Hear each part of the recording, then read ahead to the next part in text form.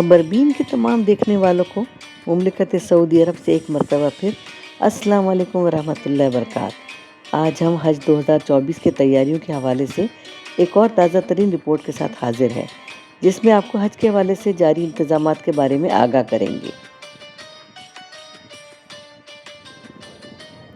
پاکستان سے عازمین حج کی حجاز مقدس روانگی کا سلسلہ مسلسل جاری ہے۔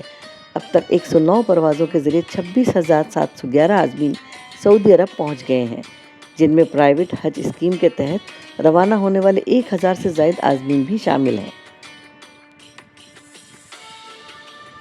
منگل کو وزارت مذہبی امور کی جانب سے بتایا گیا ہے کہ وفاقی وزیر مذہبی امور چودھری صالح حسین گزشتہ کئی روز سے سعودی عرب میں موجود ہیں، تاکہ پاکستانی عازمین حج کو زیادہ سے زیادہ سہولتوں کی فراہمی کو یقینی بنایا جا سکے۔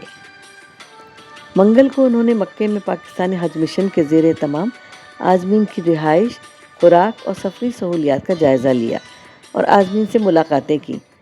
ترجمان وزارت مذہبی امور نے بتایا ہے کہ مدینہ منورہ میں 8 روزہ قیام کے بعد 6,011 عازمین حج کے اولین قافلے اب مکہ مکرمہ پہنچے ہیں۔ عازمین حج کی دیکھ بھال اور انتظامات کے لیے 336 معاونین حج سعودی عرب میں تعینات ہیں۔ پاکستان حج میڈیکل مشن کے تحت 116 ڈاکٹر اور پیرا میڈیکل عملہ سعودی عرب میں اپنی خدمات دے رہا ہے۔ ترجمان نے کہا ہے کہ سعودی حکام کے تعاون سے 14,000 سے زائد عازمین کو ریاض الجنہ کی زیارت کروائی گئی ہے۔ رواں برس پاکستان کا حج کوٹہ 1,69,210 ہے، جن میں سے 63,805 افراد سرکاری اسکیم کے تحت فریضہ حج ادا کریں گے، جبکہ باقی عازمین پرائیویٹ حج اسکیم کے تحت جائیں گے۔ پاکستان سے براہ راست جدہ کے لیے حج پروازوں کا آغاز 23 مئی سے ہوگا۔